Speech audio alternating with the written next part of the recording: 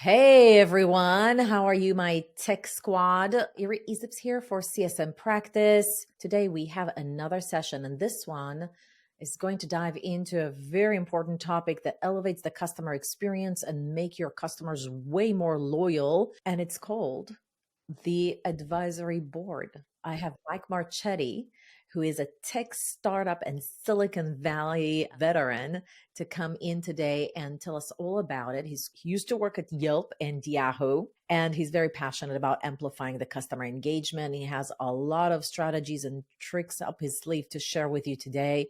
Super excited to have him on the show. Mike, thank you so much for joining me today. Yeah, thank you, Irene. It's my pleasure. Mike, maybe we can start by telling the audience, where do you work today and what can you tell us about the clients your team is working with? How big is your team? So I currently work for a company called Brandmuscle. And if you're not familiar with Brandmuscle, we work in the local marketing vertical. So we support large companies, and we support those large companies' affiliate channel or local marketing channel. So we have the software platforms to align the brand compliance, the messaging, the asset compliance down from corporate down to the local level, so they can drive local marketing at that level. How many CSMs do you have? What's the engagement level like?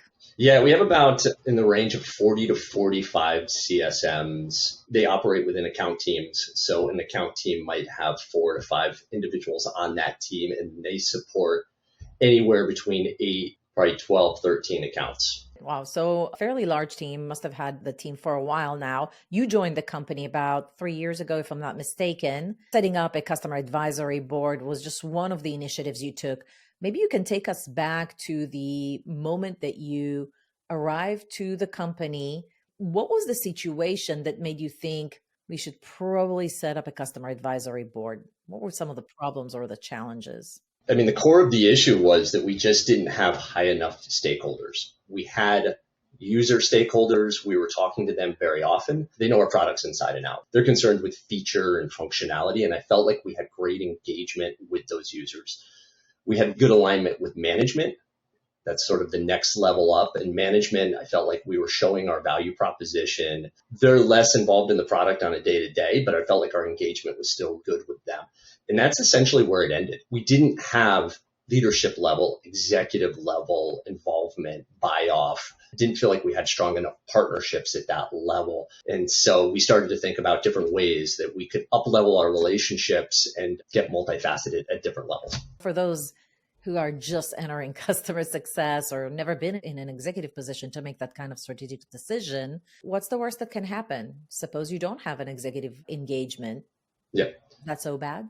What would have happened? Like, what was the impact on the business, or what was the concern that you had if this continues? The biggest issue we had, I'll give an example, was we have several customers that are forced to go through RFP, usually like every 3 years.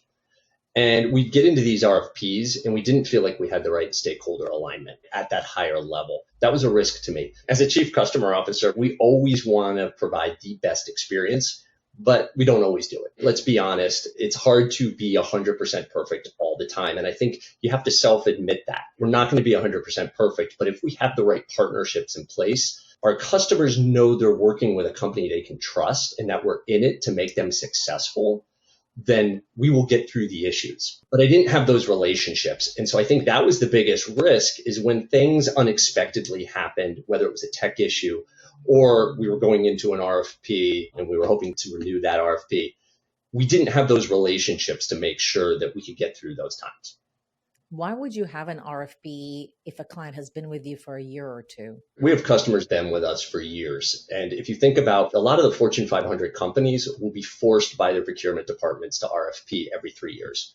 So no matter what, we could have the greatest engagement, showing value. Relationships could be awesome, but 3 years, they're going to do an RFP no matter what. A lot of it is based on what is out there now. Have things changed in the marketplace? Are there things we should be thinking about differently? Pricing, they want to stay competitive on their pricing.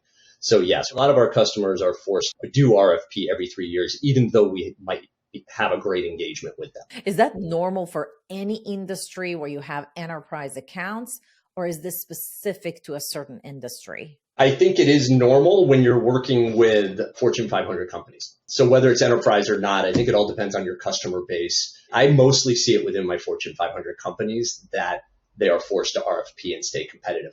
I also think it depends on the price point. Our pricing is the revenue we generate off our customers is probably higher.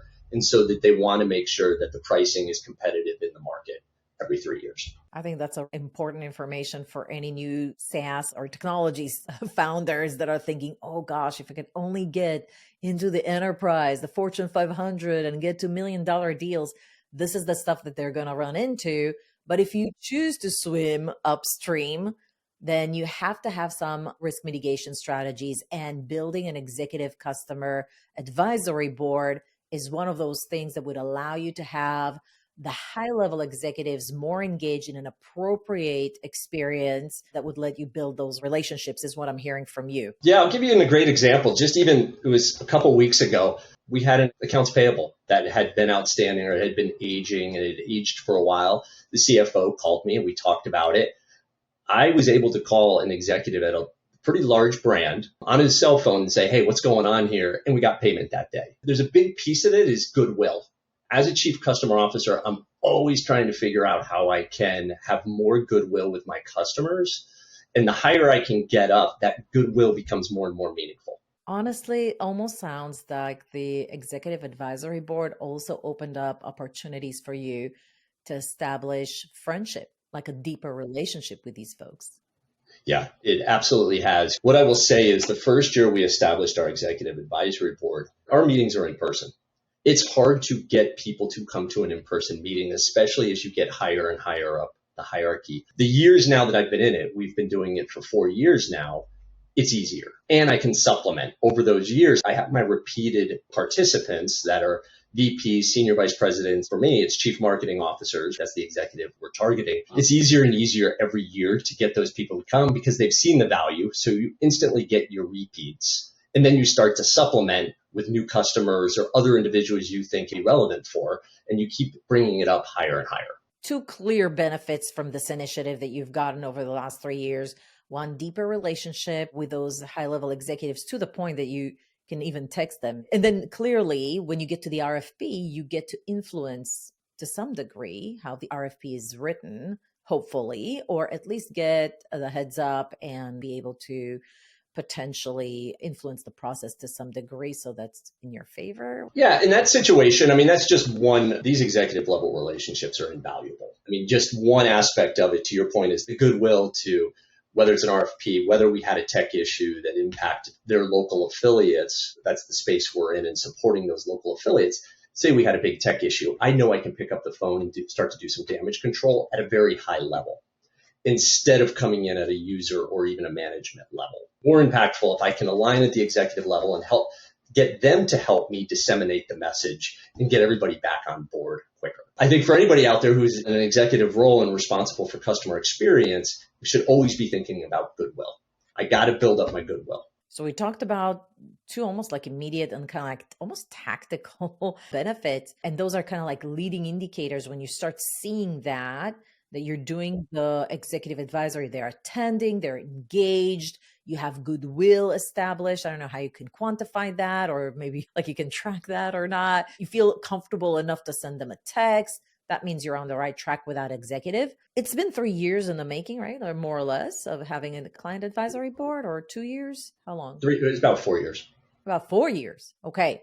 What opened up for the business? If you think leading versus lagging indicators, what's the big change that you would think we wouldn't have necessarily gotten there as a business if we didn't have this client advisory board? Listening to our customers is so important. If we do it right, they can drive you in the right direction, or at least help feed your strategy, your strategic planning into the right direction. We have channels for getting what features and functionalities, how could we simplify the platform or the usability of the platform? We have channels for that, whether it's through tickets that are submitted or regular meetings with our user groups, the client users. We have channels for that. Where this executive advisory board becomes meaningful is because when you get into these meetings, if you've invited the right participants, you're going to be talking at the macro level. And the macro level is more economic impact. the challenges that they're seeing in their vertical, whatever industry they might be in, business issues, you start to get into a whole nother layer of discussion. I'll give you an example. So the COVID year, most years our executive advisory board has been in person. COVID year, obviously, it was remote. We went virtual. And we knew it was like, oh, this is going to really be different. We don't want to lose the touch. We want to keep the repetitiveness of it and making sure that we have it. So we had it. It was such an interesting discussion. One of the sessions that we do have within the executive customer advisory board is a roundtable discussion. It's the most valuable session for everyone. It's valuable for the customer because they're talking to peers and understanding like, oh, I can relate to that, or I can't relate to that, or getting ideas on how to think about something. It's valuable to us because we're starting to get all of this insight of how our customers are thinking. And we get to start to see the consistency of that.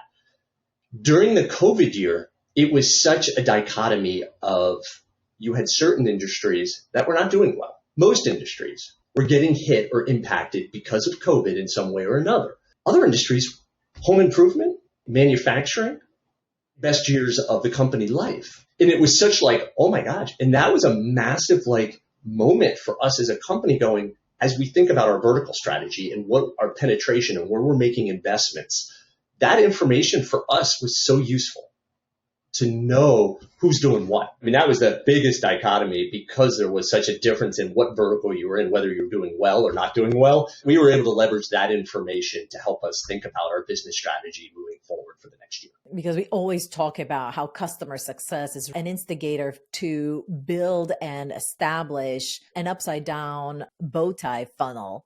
And what I'm hearing you say is that, okay, if you were to increase the number of leads, you need to understand what the industry is going through.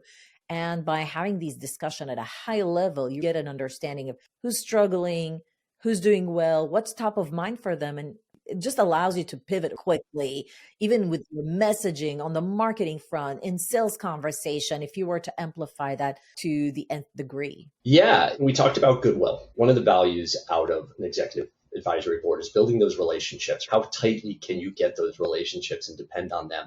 Have that goodwill.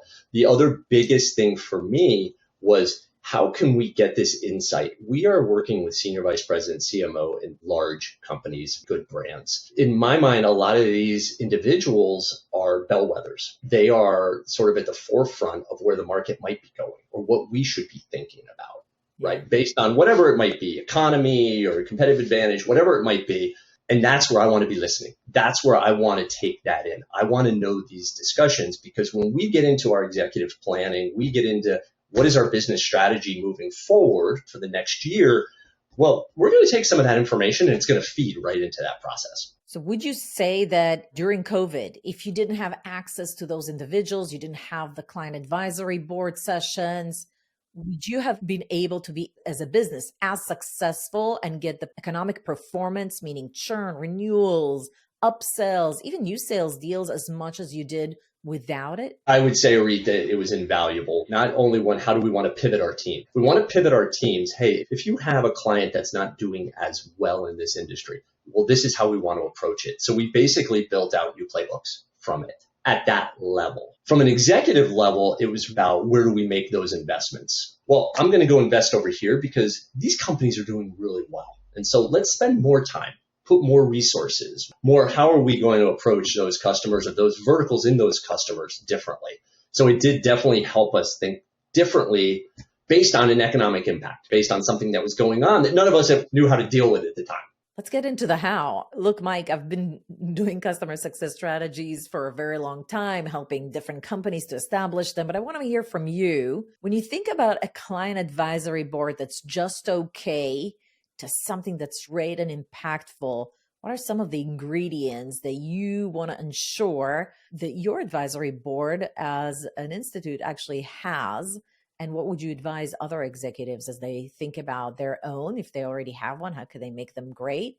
Or somebody that's never done it before, you can have it and it's not so great. So what are the key ingredients? We talked more about like the intent. Why would we have one? They are investments and we need to know what we're trying to get out of them. What are we trying to achieve? The goodwill, we're trying to get insights that could feed into our business strategy or our planning sessions. But then it's like, okay, now you got to get the right people to the room. And that is the hardest part. is figuring out who are going to be the right people to get what you need. So first, what I would say is the way I always thought about my participants and who's going to come to the advisory board was revenue contribution. I was always trying to get to a certain percentage of overall revenue contribution to the company. So meaning I want to make sure that I have very high level stakeholder contacts that I'm speaking to on the regular basis, have input to what we're doing that make up a lot of revenue within the company. That's the holistic level is like, I do want revenue contribution. I think we had anywhere between 40 and 60% of our revenue contribution in that advisory board meeting. So I knew that I was controlling, when we think about the renewal, the retention of the revenue, growth, expansion opportunities, I knew I had those individuals on our advisory board, and I was further developing out those relationships with them. So that's first. The second thing I would say is keep it intimate, keep it special. Can you double down on what components do you need to have, like maybe in the meetings? What does it mean when you say make it special, make it unique? What I will say is intimate can mean something different to everybody. My advisory board's about 20 to 25 individuals. That might be too big based on your products, your services, the industry you might be in. But that was a good amount for me in person. Now, when you go virtual, you got to make it smaller. 20 to 25 people on a meeting and trying to keep it interactive and engaging is very difficult. But in person, 20 to 25 was a good size for my executive advisory board. Now, if you don't have one today and you want to start one, a 5-person executive advisory board is okay. Less than 5 is okay, getting it off the ground. And then there's how do we create the value to get these individuals time to come and participate in this? And that is the biggest challenge. So not only having to pick the right people, you don't want to get down this path of where you've picked someone who might be too low, where they're talking about user issues, they're talking about the features and functionality of the platform. Because for my intent, I was trying to keep the conversation a lot more high level than that, the macro level. So you take that risk. So you're always playing, is this person the right fit or not? When you get to the value part of it, obviously there's got to be a company value. What are we getting out of this? And that's the intent, right? That all goes back to the intent itself. But you have to create the participant value. And that happens over time. Like I said, first couple of years, I probably had lower level individuals, but over time, as we could prove it out and I had repeat individuals, it became stronger and stronger. We did a number of things. We presented out on our product roadmap, so it was early access to see the product roadmap. We presented out on our analytics, so we ran a lot of surveys so we could provide insight to these individuals. We had a social event. One year we went to the Science Museum in Chicago. Great social event that they enjoyed, and that's more networking than anything else. Another year we went on the ferry down the Chicago River. It was a beautiful night. There was a sunset. It was all perfect. Great social event, great for networking. What I would say the biggest thing is, and it was a win-win for us, but also a win-win for the customer, was the roundtable discussions. The roundtable discussions were, again, in person, 3 to 5 executives sitting at a table. Typically, you would have one company representative sitting at that table to help facilitate. You'd have the easel or a whiteboard. And these were about 3 to 5 questions that we'd spend about 20 to 30 minutes on for each question. And this was the moment where I'm like, wow, this is incredible. I've got about 5 executives sitting at a table that I work with all year long, representing good brands, having good conversations amongst themselves on their challenges, their issues. What are they doing? Actually, the opposite. What are they doing well and it's working for them? This was invaluable, not only for them, because they're talking to their peers, they're understanding this. It's helping them think differently when they go back home on maybe things they need to be doing differently. And again, it goes back to very valuable for us as the host, because it goes back to the intent that we're getting this insight. That's essentially the value we created. And most of the value came out of that roundtable discussion. Did you have executives from different regions or global, and they would still all flew in for those roundtable sessions? Or by nature, all your clients are in the US, so it's easier? So most of our executives came in from the US. I think it was just happenstance that most of our executives are sitting in the US and traveled. We purposely had the meetings in Chicago as an easy place to fly in and out of from most anywhere in the US. That made it easier. It's not easy to get these individuals, and creating the value is the biggest piece. A couple of years we had speakers. We had a speaker, a customer speaker. This was like a privilege. You're using our products and services well. You're seeing a massive ROI out of using our products and services, and they would speak to why. Our customers loved hearing that. They'd come out of those sessions like, I don't know why I'm not doing that. Roundtable discussion is where we learned over years, we got to spend more and more time on that because that's what everybody's getting the value out. Yeah, because they don't get to hang out with these folks, or they might not know everybody in their industry. Got to ask you, everybody's a CMO, maybe even in e-commerce or banks or whatever, same industry. To a degree, aren't they a competitor to one another? How did you handle that? First of all, they're not all CMOs. There's anywhere between, if you look under, when we align our participants, it could be a vice president, senior vice president at the organization, looking for someone who's got influence, massive budgets. They've got some power within the organization. And titles fluctuate, obviously, across different companies. We've had two different areas where, to your question, we have one vertical that we work with where customers don't want to be in the same room. We did run into that situation, and that's fine. What we did was we basically took those verticals off the table. It had a separate way to approach those customers, more one-on-one with those executives. So you did not have them join the advisory board if they had a hard stop? That's correct. Because we didn't want to favor one on the advisory board versus another. So we took that group. It's a small vertical within our organization that we took, and we just said, we're going to manage that differently. We've had other verticals that think it's great. They love getting in the room. Yeah. Like customer success loves getting in a room. Yep. Because now they're talking about at the executive level, they are talking about like, what are you seeing? What am I seeing? They're open to that discussion.